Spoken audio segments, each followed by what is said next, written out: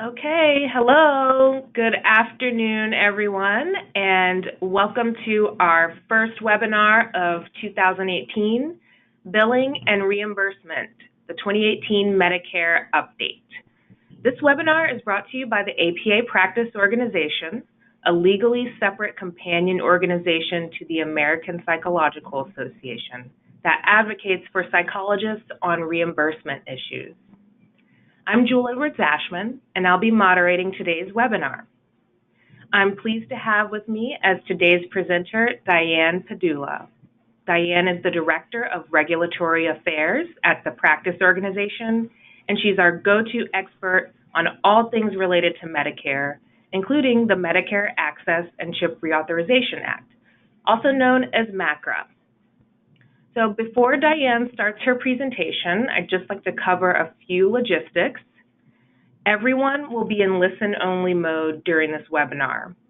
So if you have a question, please type it into the chat box. I already see a few questions coming in from some of you now, so thank you.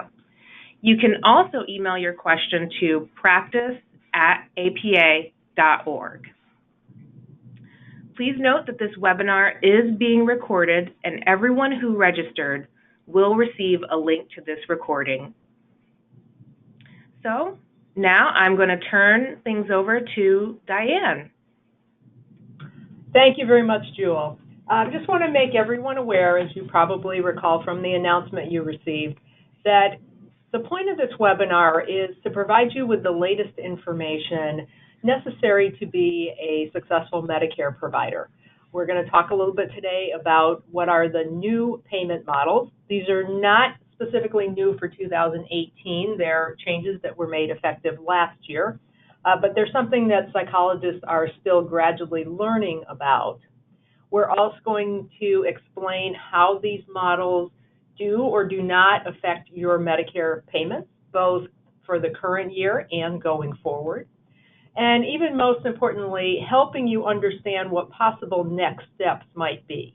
Medicare is a constantly changing program, and we are definitely in a very dynamic phase at this time, and we always want to be sure that our psychologists understand what might be coming a year or two in advance so that hopefully they have time to become prepared for those changes and are not caught off guard by them. There will be opportunities for question and answers after the main part of this session. You have the chat box at your convenience, so please feel free to submit questions at any time.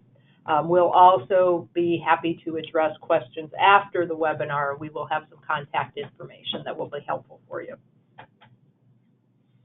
So, what's the most important thing about what's changing in 2018? Well, the good news is, for the most part, things are not radically different. Psychologists are projected to see a modest increase. This is projected to be 2%. I always want to emphasize for people that this is a 2% increase seen across billing for all psychologists in Medicare. So it's a little bit hard to say what any individual or individual practice might experience, depending upon the type of services that they provide. From what we can determine from the information released by CMS, the bulk of this increase is due to some practice expense adjustments. Those often are not readily apparent because that's a lot of the work that CMS really does behind the scenes in terms of trying to figure out what it literally costs to provide an individual service. Not to rain on the parade, but we do always have to remind people as well that every healthcare provider continues to face the sequestration cut, so that is 2% off the top of everything you receive from Medicare. This is not from CMS. This is something that Congress came up with several years ago as a cost-cutting tool, and unfortunately they put it in place for a very long period of time. So if you're thinking, I've heard her talk about sequestration before, why is she bringing it up again? It's because it's continuing from year to year, and it is projected now to go at least through 2023. Some of you may also be experiencing an additional 2% penalty, and that is related to the reporting that previously was required under the Physician Quality Reporting System, better known as PQRS. PQRS as a standalone program ended in 2016. That means that this year, 2018, is the very last year that anyone will have a penalty imposed due to their failure to successfully report under PQRS. I know PQRS was a very controversial program for many psychologists. We continue to hear from some that they do not believe they should have been penalized. What we are asking people to do is, if that was the situation for you in 2016, hopefully you submitted an informal request for review. Even if you did and you were denied, feel free to contact us. We will need some additional information from you, but if it appears that CMS incorrectly penalized you, we will be happy to bring that to CMS's attention. So what are you facing now and going forward? Well, in a sense, psychologists are on the sidelines right now. And what I mean by that is the Medicare Access and CHIP Reauthorization Act of 2015, otherwise known as MACRA, did make some very important changes to Medicare payments. It took away the sustainable growth rate cut, which was something that many of you probably recall we would talk about year after year after year, because it was a huge debt that Congress just let build up over a long period of time. Repeatedly, due to advocacy by healthcare associations, Congress would block the cut, but there was always the danger that they would put it into effect and that healthcare providers would face double-digit reductions in reimbursement. So we finally put an end to that. Congress finally did away with it altogether. There's no longer that theater that we're going through every year to block the cut. But in turn, they replaced it with something known as a quality payment program. QPP is actually designed to move Medicare away from fee-for-service. The thought behind that is that fee-for-service rewards volume rather than value. So the emphasis under QPP is to be looking at the quality and cost efficiency of providing a service rather than just how many services an individual provider is furnishing for Medicare beneficiaries. There is a great deal of information on the CMS website. You can find that at www.qpp.cms.gov. I'm happy to say it is way more user-friendly than some of the web pages were in the days of PQRS. I think they learned from people's challenges in wading through the volumes of data that they put up on the PQRS website, which was comprehensive but not easy to access. And so QPP is designed to be much, much more user-friendly. There are two primary models under QPP right now. There's the merit-based incentive system, which is where the vast majority of all healthcare clinicians are going to fall. And then there is something known as advanced alternative payment models. I'm going to speak just briefly about APMs at this point, and then you really won't hear much about it for the rest of the webinar. This is more of a organizational structure. Think of it as a medical home is one good example of an APM, although there are many others. So this is not something that an individual provider decides that he or she is going to go out and establish on their own. This is much more of a larger scale collaborative model. The initial ones were built very heavily around primary care. And we find to this day that even though there is a place for psychologists in APMs, for the most part, psychologists are not part of the structure at this point, or if they are, they're one player among many in a much larger APM that focuses on other services as well. So with the goal of providing information that's of use to most solo and small practitioners in psychology, we are going to focus today on the merit-based incentive payment system. MIPS came along by Congress taking and CMS taking several previous programs and literally combining them into one. So PQRS ended December 31st, 2016, but the PQRS measures live on in MIPS. There was something called the value-based payment modifier, which psychologists never came under, so most of you may not be familiar with it, but that is also represented in MIPS. There also are some EHR incentives built into MIPS, which again, psychologists were not originally part of. So anybody looking at this is going to see measures very, very similar to what they saw in the PQRS measures. But there are more, and there's definitely way more flexibility than there was in PQRS. The biggest difference with MIPS is that it is designed to be both a high reward and a higher risk program. I'll explain a little bit more about that later when I show you how MIPS actually impacts payment, but there's a couple things I want to make sure that psychologists understand up front. I think just the fact that we frequently talk about MIPS has been confusing for many of our members because on the one hand they've heard they don't have to worry about it, but on the other hand they're probably wondering, why does APA keep telling me what this program is if I'm not part of it yet? So, cut right to the chase. You have nothing to worry about for 2018. Psychologists and several other healthcare professionals were not included in MIPS from the very beginning when it started January 1 of last year. So you have no MIPS reporting requirements. You had none last year, and you have none in 2018. It is likely that psychologists and the other healthcare providers who were not included from the beginning will be added in 2019. I say that because when the legislation was written, it was built around physicians and physician extenders, such as nurse practitioners and physician assistants. However, it gave the Secretary of Health and Human Services the discretion to add other providers, those who are able to independently bill Medicare, to the program starting in 2019. So CMS is not obligated to add psychologists in 2019, but it can. And we believe it is very likely that they will, because the goal is to have as many healthcare providers under this program as possible. This means that at the very earliest, you might, and I emphasize might, be expected to report starting January 1, 2019.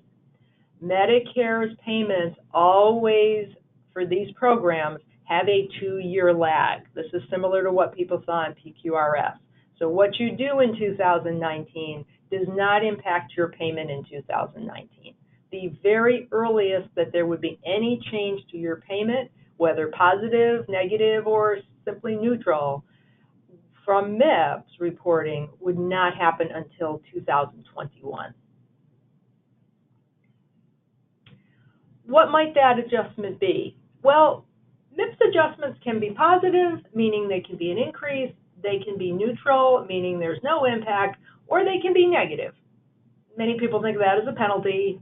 CMS likes to call it a negative adjustment. CMS anticipates that the vast majority of providers will simply be neutral, meaning it's like Lake Wobegon, everybody was above average. They anticipate most healthcare providers essentially coming out average in MIPS. So exceptional performance will see bonuses. People who fail to meet the objectives will see negative numbers. Looking ahead, and I've outlined here the years that psychologists would be impacted, again, assuming that they're added in 2019. By the time you were to come into the program, the impact could be as much as plus or minus 7%, and going onward plus or minus 9%. There are some bonuses, but they are truly for superior performance, and from what we're hearing so far, not many people are in the category yet where they're able to reach that level. Now, you heard me say earlier where psychologists might be expected to report. The reason I keep using that word is there is something in MIPS known as the low volume threshold exemption. Very critical for people in solo and small practices who typically do not see a tremendous number of Medicare patients. Anyone under this threshold is not required to report in MIPS. So even doctors and nurses who right now are eligible for MIPS, if they fall under the low volume exemption, then they do not report. In fact, they cannot report even if they wanted to. We believe, based on the current level of the exemption, that many, if not most of our psychologists would end up being exempt even if we are added in 2019. Because just look at these numbers. If you see 200 or fewer Medicare patients, or you bill Medicare for $90,000 or less in allowed charges, you are exempt. So you do not even have to meet both prongs of this test. Just one keeps you out. Given the information that we've seen on average billing for psychologists and what psychologists have told us over the years in terms of how many Medicare patients they see, again, many psychologists we expect will be exempted under this low volume threshold. First-year providers, anyone who is new to Medicare for the first year is also automatically exempt from MIPS. Now, you're going to see on your screen that I have bolded one bullet about the low volume threshold. It is expected to change over time, and we don't know for certain in which direction it will go. The 2018 exemption is actually much broader than the 2017 exemption was. 100 Medicare patients, if you had 101, you were not exempt. If you had $30,000 in charge, you were not exempt. So they greatly expanded it for 2018, but I would not project that it will necessarily keep being expanded. If you consider that CMS's goal is to bring as many healthcare providers into the system as possible, then very strong likelihood that over time, as CMS gets better at working with this program and as CMS expands its educational opportunities for small practices, especially those in rural areas, it is very possible that they could end up shrinking the low volume exemption so that more people would be expected to report under MIPS. So we'll have a better idea what exactly psychologists will face a little bit later this year. CMS will be coming out with a proposed rule in July, which will tell us what they are planning to do. The final rule won't come out until November, but that will really give us a heads up on both whether we anticipate that psychologists will be added and or whether there will be any changes to this exemption. Now, again, I realize this has been an area of confusion for some people. On the one hand, you've heard us say you don't have to report. On the other hand, you have probably heard me or read articles that talks about your reporting if you would like to. The reason for that is even though you have no obligation and even though there is absolutely no way that MIPS can impact your payment at this time, CMS wanted to allow healthcare providers who were not yet in the system to have the opportunity to literally practice using MIPS before they officially became part of the program. So from the beginning, CMS has allowed providers who are not in the system to report on a trial basis. Voluntary reporting is what I've often used as a term.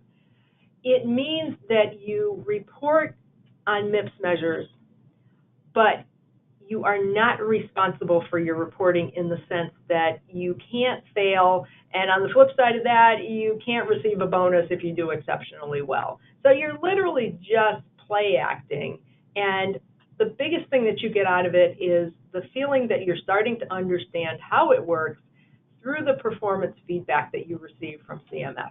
So a heads up, a chance for people who perhaps anticipate that they might be required to report because they do see a large number of Medicare patients or they do have large Medicare billings, or that they really would just like to try and see how they would do in a system like this.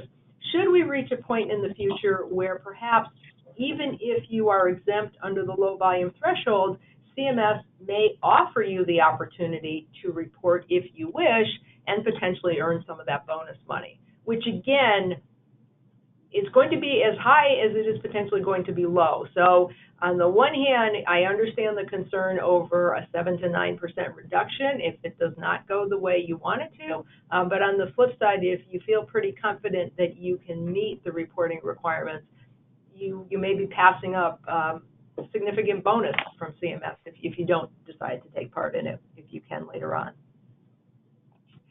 Any questions at this point?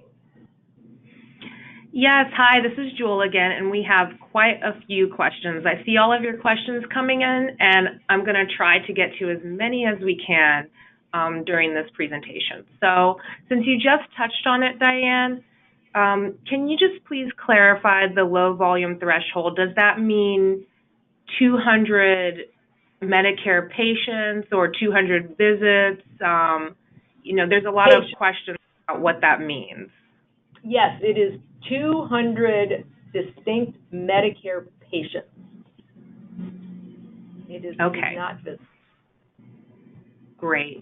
And we did have a question about whether MIPS is the same as PQRS and that this is for Medicare only, but not for Medicare Advantage products.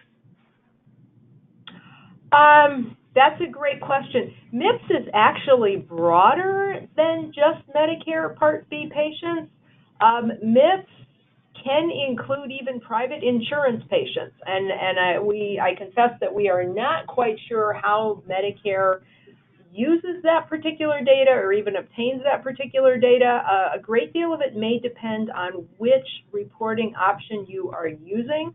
There are several different ways to report MIPS, just as there were with PQRS. So to some extent, you can do it under claims. It is easier to do it under a registry. It is probably easiest to do it under what is known as a qualified clinical data registry, and I'll talk a little bit more about those later. So in some of those situations, such as with the qualified clinical data registry, people may be able to add information on patients that are entirely outside of Medicare, and Medicare would take that into consideration for MIPS purposes. Okay, and can you explain how a reduction in Medicare rates would impact a psychologist's rates with other insurance companies? The psychologist says that they're hearing other companies might also reduce their rates based on Medicare reimbursement. Okay, I'd be happy to address that. Let me point out that that's a little bit different than the reductions you would see under a specific program like MIPS. And here's why. In the Medicare fee schedule, every service has assigned values. If there is a change to the assigned value for any particular service, and a good example was about 5 years ago, there were changes to the psychotherapy codes. And with the changes to those psychotherapy codes, the reimbursement rates for psychotherapy sessions was changed as well. Private insurance tends, it doesn't have to, but it tends to look at Medicare as a benchmark. One of the figures I've frequently heard is that private insurance tends to pay about 125% of what Medicare pays. So to the extent that Medicare in general goes up, then typically private insurance rates will as well. If Medicare payments were to start to seriously go down, then possibly private insurance would as well. But again, that's when we're talking about Medicare's payment for a specific service because the value of the service has dropped. In a situation like MIPS, you're talking about the value of the service remains the same, but the individual provider is either being rewarded or penalized depending upon how well they did with the quality program.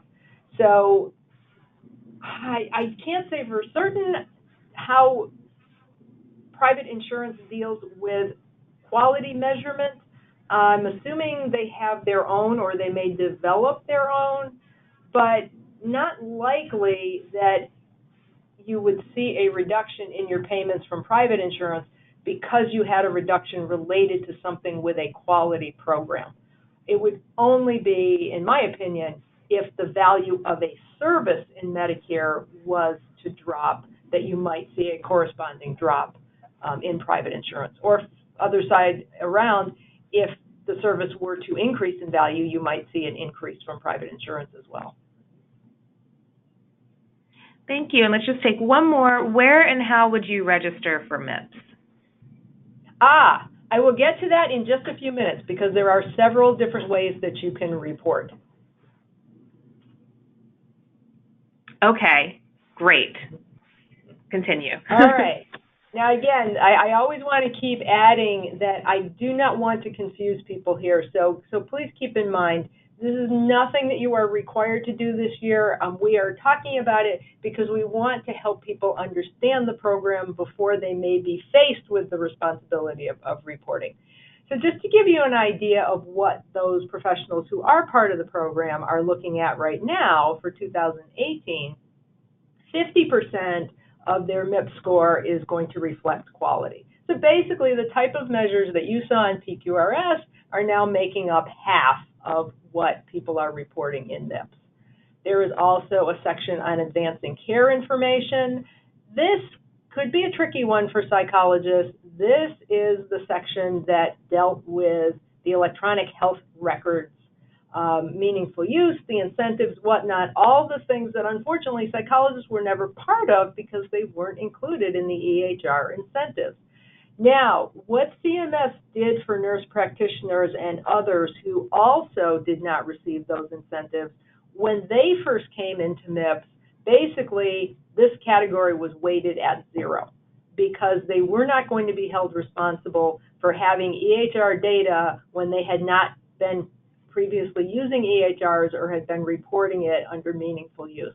So we would assume and we would expect CMS to extend the same approach to any other groups, such as psychologists and social workers who never had a chance to earn those incentives for purchasing EHR equipment, and therefore basically make this a 0 weight category unless there happen to be some measures in this category that perhaps you could report depending upon how your practice is run, depending upon where you're located and the extent to which EHRs are part of that practice.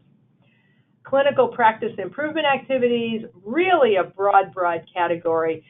This includes a number of things that are not necessarily directly related to treatment of the patient, but more how you run your practice and making it efficient, making it patient-friendly, maybe going a little bit above and beyond what you were doing before, but a tremendous number of activities that you can choose from. And this makes up 15% of the category right now. Resource use, that's basically looking at how cost-efficient your practice is. This is actually something that you do not have to report in any way. CMS makes this determination by looking at claims that you submit to Medicare. And I'm sure people are thinking, well, wait a minute, how do they do that? That's a great question because this is the first year they've actually put this into effect. It was a 0 weighted category last year because from the very beginning, CMS said, we're not quite ready to do this yet. We need more time to work on it. So this is going to be something that we will learn more about it this year now that they finally put it into effect for physicians and others. And by the time we get to 2019, we'll have a much better understanding of whatever formula CMS uses or whatever information it uses. But it does take it from claims, so it's not something that you yourself have to actually provide to them. Participation levels, that's how CMS describes it, but what it really means is which door do you go through? Do you report as an individual clinician under your taxpayer identification number and your NPI, or do you report as part of a group? So if you are part of a group where you have one taxpayer ID for 2 or more people, then group reporting is an option for you. The most important thing to keep in mind is you have to pick one or the other. So you can't say I'm going to report quality as an individual and I'm going to report clinical improvement activities as part of a group. It's all in on either side. Also, some psychologists may find they're in a situation where if they are part of an integrated practice or part of a hospital practice, that their organization wants them to report because their information can help the rest of the group, although arguably you could hurt the rest of the group as well. But what's important to remember is, as a psychologist, because you are not yet eligible to be in MIPS, you can report. And if you are part of a group and you report, your information could impact the payment of the others. It cannot impact your payment because, again, you are technically not eligible for MIPS just yet. So if the group wants to use your information, it can, but it should not be coming back and harming you individually.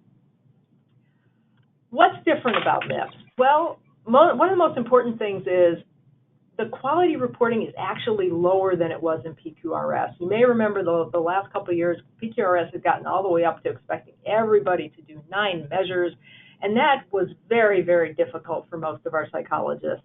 One of the things we emphasized with CMS was that many psychologists' practice just didn't incorporate enough of the actions under the message for that to be suitable. So for MIPS, you're down to 6. One should be an outcome measure, but if it's not possible, then there are measures that are rated at different priority levels, so a high priority measure can take the place of that. You can select individual measures, or you can do specialty measure sets, and there actually is a mental and behavioral health set of 25 designated measures. Again, most of these are former PQRS measures, so you're going to look and say, I've seen all this before if you've been doing PQRS. But at least the requirements are a little bit less burdensome than they were before. One thing that we think is also very helpful for psychologists, previously there were 9 measures on dementia, but they could not be reported individually. So you had to be prepared to report the dementia measures as an entire group, meaning you had to report each and every measure. So if 1 out of the 9 did not apply to you, then you could not report the dementia measures group. You also could only report a measures group through a registry, so it was impossible for people to report through claims. None of this is true under MIPS. These dementia measures are now broken out into individual measures. If some of them fit your practice, you would be more than welcome to use them as part of your MIPS reporting. Advancing care information. Again, I realize some of this may sound a little bit vague because you're not used to dealing with this particular type of a program. But we just wanted to give you an idea of what it includes. It has a base score along with a performance score, so kind of everybody starts out with a certain base score. The ACI measures include things like protecting health information, patient electronic access, electronic prescribing, coordination of care. So again, it's based on electronic health records. And so for those who have not yet been involved in this, we expect that at least for the first year you would be out. And also there may be some other ways in which you can reflect what you're doing through other systems as opposed to necessarily an electronic health record that you yourself have in your practice. As I mentioned before, there are several groups that may be coming in 2019 that were not eligible for the EHR incentive. If you didn't participate in meaningful use in the previous year, you would not be held responsible for doing it right away. And essentially, CMS reweights the composite score to 0 in that category. The clinical improvement activities, as I mentioned before, much broader, looking at ways that you coordinate care, looking at ways that you expand access to your practice. It can be as simple as things as, is there a way for someone to contact your practice in the evening? Is there a way for someone to send you information perhaps through email or some other format? There is, again, a separate set of mental and behavioral health activities, but you are not limited to that. There is a really, really broad range of clinical practice improvement activities, and you are welcome to use any one that fits your practice. Activities in this category are rated as either medium or high, and it's one of the few areas where CMS does break down who does what based on your size. So everyone has to achieve at least 40 points in this category. High activities are twice as many points as a medium activity, and you can select from a combination of them. But here's how it breaks down a little bit differently. If you are a small practice, 15 or fewer, you have a slightly different burden to meet. So CMS is a little bit more flexible with you in terms of how you report those clinical improvement activities, at least for the very first year. I'm going to have a little bit more information on that later. As I mentioned, with resource use, CMS uses claims data. You don't have to worry about providing that. It is risk adjusted. Again, we don't know exactly how, but we're going to be really curious to see when we learn more information about how they've already done this with the physicians and nurses. Many people, after the last webinar that we did on this, had questions about group reporting. So I want to tackle those right up front. Group reporting, as I said, is whenever you have a single taxpayer ID number with billing rights for 2 or more clinicians, the performance data is aggregated, and you are assessed as a group, again, across all 4 performance categories. That's what I was referring to earlier when I said you basically have to stick with the same method no matter which one you choose for all performance categories. You can't report one as an individual and another as a group. The activity weights for clinical improvement differ by size. This is what I was referring to just a minute ago. If you're 15 or fewer, you receive more points per activity, so you don't have to report as many activities.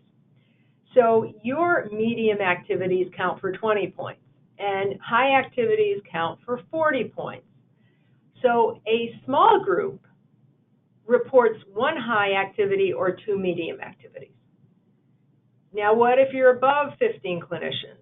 Then a medium activity only counts for 10, and a high only counts for 20. So you need a slightly different combination if you're a larger group. You need 2 high activities, 1 high and 1 medium, or 4 medium. So again, this was really designed to remove some of the burden from the smaller practices that might not have as expansive resources as the larger ones do, might not be quite as cutting edge in terms of some of the things that they're doing that the clinical improvement activities have already incorporated. The payment adjustment is based on the group's performance. As I mentioned before, any individual in the group who's excluded from MIPS, such as psychologists, will not receive the payment adjustment. So on the one hand, if the group's receiving a bonus, I'm sorry, but you're not entitled to part of that bonus. But on the flip side, if the group's facing a loss under MIPS, that should not be reflected in your payment. You are sitting on the sidelines. The payment adjustments themselves only apply to Medicare Part B charges. I know there was a question earlier about, did MIPS go beyond just Medicare Part B? MIPS, in terms of taking information in, depending upon how it's being presented, may take into consideration other information, but at the end of the day, the only payment that CMS can impact is Medicare Part B. So if you have Medicare Part A patients, your payments would not be, if you have Medicare Advantage patients, your payments would not be impacted by that. If you're seeing patients, if you are a hospital-based practitioner and you are not billing Medicare Part B for certain services, then Medicare Part A services payments would not be impacted. If you report it as an individual and as part of a group, such as, for example, people on hospital staff who might be required, some people I know have a full or part-time job as part of a hospital staff or with an established practice, but they also have their own smaller private practice. So if you're doing one as part of a group, your hospital group, but you also are reporting as an individual through your own private practice, through a different TIN, then you will end up with 2 final scores. Again, this is for people who are eligible for MIPS. The payment adjustment would be applied to the higher of the 2 final scores. So you would not end up, for example, with 2 bonus payments if you did really well reporting in both aspects. Okay. Ways in which you can report. You can report through claims, although you may find that's much more limiting and not every measure may be available as a claims measure. You can report through a registry. Several people did this last year. Our APAPO PQRS Pro morphed into APAPO MIPS Pro. So we could accommodate people who wanted or needed to do MIPS reporting. And if you're wondering why would anybody need to if psychologists are exempt, the reason is that in PQRS Pro, we did have some other healthcare professionals registered to report through APAPO. So those individuals, if they were physicians or nurse practitioners, still needed to report MIPS. They were able to continue with our registry in order to do that. You can do it through certified electronic health records. The requirements are slightly different You'd have to look very, very closely at what those are. If you're doing it that way, I'm guessing you're part of an organization or an institution, and that they really are responsible for making sure the data is submitted, and through qualified clinical data registries. And I'm actually very excited to have the opportunity to talk a little bit more about what a QCDR means for psychologists, because we are now in the process of announcing our newest creation for psychologists, and that is a QCDR specifically designed for psychologists and other mental health practitioners. The Mental and Behavioral Health Registry is in its final stages of completion. This we built with the help of HealthMonix. We think this is absolutely the best way to go, because what will end up happening is our MIPS Pro registry will seamlessly transition over to what we're calling MBHR.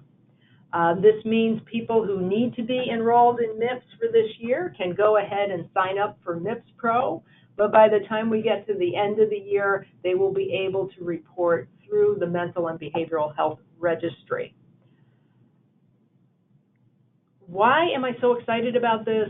Because, first of all, CMS is much more flexible in what it will allow QCDRs to do.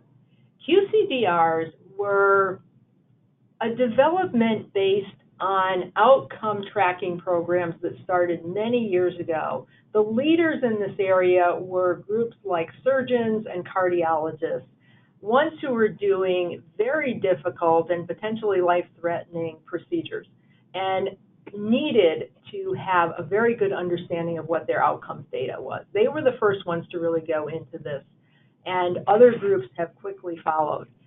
This has been a great new opportunity, because CMS, as I said, really allows the specialty societies to do more of what they feel they need to do to help their members participate in these programs. So you no longer would have to live with just whatever the CMS MIPS measures were to report quality. You would have access to all the measures that will be in the MBHR. Right now that contains 37 MIPS measures, but we are adding more that are going to be specifically designed around the needs of psychologists. We have just had 2 approved by CMS for inclusion in the registry. They both focus on anxiety, because over the years we have heard repeatedly from psychologists that they routinely treat patients with anxiety, and yet there were no measures they could use in PQRS. So we will have one process measure and one outcome measure specifically focusing on anxiety. Once MBR officially launches, it will be the only registry that contains anxiety measures. So that just gives you an idea of how this is going to become an incredible tool for psychologists to both track their data, to report under quality programs, and most importantly, for us to have a real active role in making sure that these programs are going to work for psychologists, so that we are able to incorporate the tools that psychologists need to compete successfully. You will see much more information on MBHR throughout the year. We expect it to actually be live by June. If any of you are planning to be at convention in San Francisco, we're going to have some programs, and we're going to have the opportunity to really do a great rollout and introduce all of you to this. For those of you who won't be traveling to the West Coast for convention, we are already planning to do a webinar on the registry. That will be sometime in August. But definitely keep your eye on any of the information that we release throughout the year, whether it's through Practice Central or whether it's through our e-newsletter, Practice Update, whatever form that you use to follow what's happening here at APAPO rather. This is where you're going to see more and more information about what this is all about. I had a really great slogan that went along with this screen, and I'm not seeing it on mine, so I'm assuming you can't see it either. It was, I believe, from Mark Twain, maybe, about believing in progress but just not liking change. So we'll see if that's going to come along in a second. There we are. There we are. Yes, I'm in favor of progress. It's change I don't like. I know many people have not been thrilled about some of these changes CMS has implemented. It's all part of a work in progress, and unfortunately, sometimes the path to getting to the end is not necessarily as smooth as we would all like it to be. But this is just a little bit of an intro to one of my last points, which is I do always want to remind people that if it really feels that it's pushing you to the point that these changes are making you want to leave Medicare altogether, keep in mind you are capable of opting out of Medicare. It is one of the things that psychologists can do, just like physicians can do. Opting out allows you to bypass Medicare's rules and their payment limits. You are free to charge whatever you would like. And that can go in either direction. That means you can request a patient pay you more than what Medicare would allow, or you can charge less than what Medicare would allow. It's entirely up to you. You simply have to file an affidavit once agreeing not to submit claims to Medicare for 2 years. Previously, you had to keep renewing this affidavit every 2 years. Now we have reached the point where these renew automatically. So the only reason you would have to go back to Medicare regarding the affidavit would be to tell them that you changed your mind and you want it back in. You would have to have each Medicare patient sign a private contract. The language in the contract needs to make it very clear that the patient is assuming the responsibility to pay you out of pocket, that neither you nor the patient can submit claims to Medicare for the services that you provide. Every Medicare patient gets the same contract. And we have, there's many sources of sample information that we could give you, sample contracts. Your Medicare administrative contractor may even have examples of this language online that you can use. Just keep in mind, if you pursue this option, then you have to opt out for all your Medicare patients in all settings. You can't do it for some and not others. You can't do it for some that you see in one place and others that and not for others that you see in a second location. So you're either all in or you're all out, which means if you're out, you then have to refer any Medicare patients to someone else who does take Medicare, assuming that they are not in a position to agree to privately contract with you. Most important thing, you have to opt out even if you never applied to be a Medicare provider in the first place. I know this baffles people. If I never joined the program, why in the world would I opt out? The reason is that this is what is required for anyone who is going to see a Medicare patient but not submit claims to Medicare. And what brings you into this system is not what you have done, but the fact that your patient at one point signed up for Medicare. When they sign up for Medicare, they are essentially agreeing that Medicare will handle all of their health care claims. So it's really, the burden is put on the provider, but essentially it's making sure that the patient understands that he or she is stepping outside of the Medicare system. So it's not CMS communicating directly with the patient. It's going through the provider to make sure that the patient is made aware that those services from that provider will not be covered by Medicare. I promised our friends in the Office of Healthcare Financing here at the APA Practice Organization that I would put in a plug for the Integrated Healthcare Alliance. This is another new development that we started last year and we're very, very excited about. It is funded by a grant from CMS, and it is designed to help psychologists become a more active part of integrated care, or to prepare themselves to become a more active part of integrated care. It provides 2 free training courses, one on integrated care and the other on the business aspects of integration. So what type of changes would you need to make if you were pursuing a different practice model? It includes up to 8 hours of CE credit. Again, this is at no charge to you.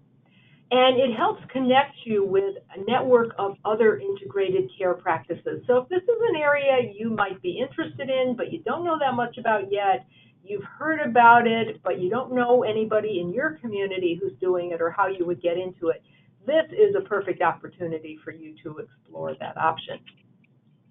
The next couple slides that you're going to see are actually from our Office of Healthcare Financing.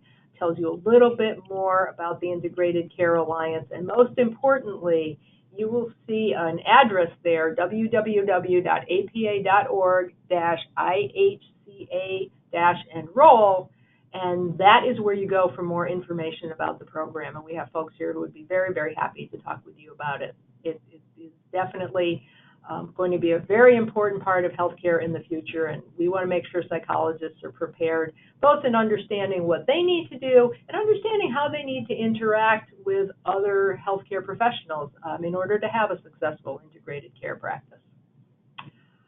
Free access to the Mental and Behavioral Health Registry. That's the new registry I was just telling you about a few minutes ago. The reason for this is part of the grant from CMS requires that certain information be reported back to CMS. In order to make that as seamless as possible, people who are taking part in this program are going to be able to use the registry to provide CMS with that information free of charge. You're going to develop some expertise in new ways. You're going to learn more about integrated healthcare models. They are going to be able to provide technical assistance as you move more into these quality payment programs. So all the things I've been talking about in the webinar that people are in a position of having to kind of learn through us and learn on their own how to be successful in these programs, people who are part of this Integrated Healthcare Alliance are going to get a little bit more hand-holding and guidance through the system, because they're going to need to be doing it right up front. And as I mentioned before, up to 8 hours of CE credit at no cost to you. So definitely something you might at least want to look into. All right, we have come to almost the end of our session, but we do have time for some additional questions. So Jewel, does anybody have questions for us? Yes, we have a lot of questions. So let's just take a few right now while we still have you here on the air. So a couple people asked about electronic health records. One person said they don't plan to use electronic health records. Do they have to do it? And another person asked if it's a requirement if you're going to report under MIPS. Again, we don't anticipate that it would be a requirement in the first year that psychologists are included in MIPS, and that's going by the way CMS dealt with nurse practitioners and others who also had not been part of the EHR incentive. We will need to see how much flexibility they are building in for subsequent years, and that's twofold. That's both in terms of basically how long a break do they give you because you haven't received any incentives to do EHRs, but also how broad are the measures in this category? Are there other ways that you can demonstrate that you're advancing care information without necessarily having EHRs in your particular practice? So that's something we will definitely be keeping a closer eye on. We don't see it as a problem in the initial year. After that, it's something we're going to have to track a little more closely. Okay, next we had a question about the dementia measures. Where can you find the dementia measures? Two places. You can go to the web address that I gave you in the section on quality payment programs, or you can contact us here in government relations. We can also provide you with that information. I would definitely encourage people to go to the QPP website, simply because that's where you can find all of the measures. You can find all of the measures in all these different categories. So one of those times when maybe you're in a place where you have your laptop or your tablet and you need to kind of kill some time, might be worth it to go in there and actually take a look at how this program is set up and what the measures are and what they include at this point. Those will be, I say changing in the sense that they will be growing, because as I mentioned with our MBHR registry, we and other groups will be looking to add more. So what you see now is really just the beginning. We had a couple of questions about different providers. So first, can psychiatrists use the MBHR? Yes, anyone is welcome to use the MBHR. When I say designed for mental health professionals, it means two things. It means HealthMonix is going to put up front and center the types of measures and information that's really helpful to people who are dealing with mental and behavioral health cases. Obviously, the work that we're going to be doing in terms of creating new measures is going to focus around psychology and mental and behavioral health. But because of the capabilities of HealthMonix, basically anyone who's interested in reporting could do it through the registry, because HealthMonix can help us essentially, pull in additional measures as well, like through MIPS. But yeah, the psychiatrists are more than welcome. And what about social workers? Is any of the information you've shared today so far, is it applicable for social workers doing private practice? Social workers are in exactly the same position as psychologists are right now. They're on the sidelines as far as MIPS is concerned for 2018. They are expected to be added as we are in 2019. They can voluntarily report MIPS right now if they wanted to through our MIPS Pro registry. They can certainly become part of MBHR. I think for psychiatrists and social workers, another advantage is the MBHR will have the ability to really gather and collect data. And that may be very beneficial to individual practitioners in terms of really getting a better handle on what are my outcomes? How am I doing compared to the average psychologist or the average social worker? So again, in terms of the requirements right now from CMS, social workers are exactly where we are, meaning they're not required to do anything. But they'll be included as it goes on, and to the extent that they may face MIPS reporting or other requirements, again, they're more than welcome to take part, whether it's during using the current MIPS Pro registry or later on using MBHR. And certainly, I would think for many of them, if they're treating patients with anxiety, the opportunity to be able to report some anxiety measures which are not currently part of MIPS per se, would be very, very attractive to them. And let's touch briefly back on the low volume threshold. So if you're reporting as a group and the group sees more than 200 Medicare patients, will the group ultimately have to report on MIPS? Well, remember it's two prongs, and you have to satisfy both prongs. So if you see more than 200 Medicare patients and you're also billing Medicare for more than $90,000, then yes, you would be required to, or the group would be required to report. Okay, so we have a question about the IHCA, which you mentioned at the end. What is the cost for being a member of the IHCA? That is a better question for the Office of Healthcare Financing, which is dealing specifically with the IHCA. And if you go to that address that's provided on that particular slide, you can learn more information about what's involved in enrolling. Okay, great. And we have a question. If I can interrupt you for just a minute, I want to go back to your previous question about go ahead. Are above the threshold. People may be wondering, well, how does CMS know that, or what is it based on? Basically, what will happen is for groups, individuals that are going to be part of MIPS, CMS will look back at your reporting from the previous year, and they will basically take a snapshot to say, okay, did you see 200 or more Medicare patients last year? Did you bill us for more than $90,000 in the previous year? So if in the previous year you were below either one of those two prongs, then you would be out under the low volume threshold exemption. Okay, and we have time for one more question. I'm sorry, guys, I know you had a lot of questions on this topic, but can you just review the minimum threshold for groups? Is it 15 plus providers versus individuals? Well, there's two ways to look at that. To be a group, you only have to have 2 or more clinicians billing under the same taxpayer identification number. That's what makes you a group. But for purposes of reporting the clinical practice improvement activities, then how much credit you are given for medium versus high activities depends on whether you are a group of 15 or less. So if you are 15 or less, your activities are given twice as much credit, so you don't have to report as many of them. If you are over 15, then to get to 40 points, for example, you might have to report 4 medium activities, whereas the group of 15 or less might have to report only 2 medium activities. That's where the distinction is there.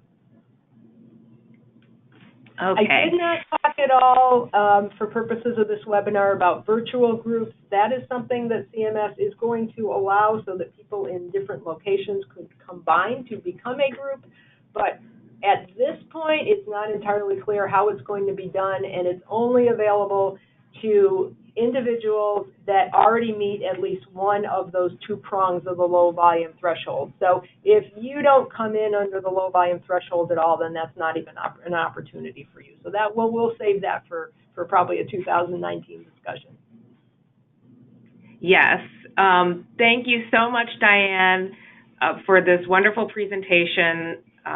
We have a ton of questions, and I promise you we are going to figure out a way to get all of these questions answered for those of you who asked, where you'll be able to get the answers to your questions. Continue to email them to us at practice@apa.org.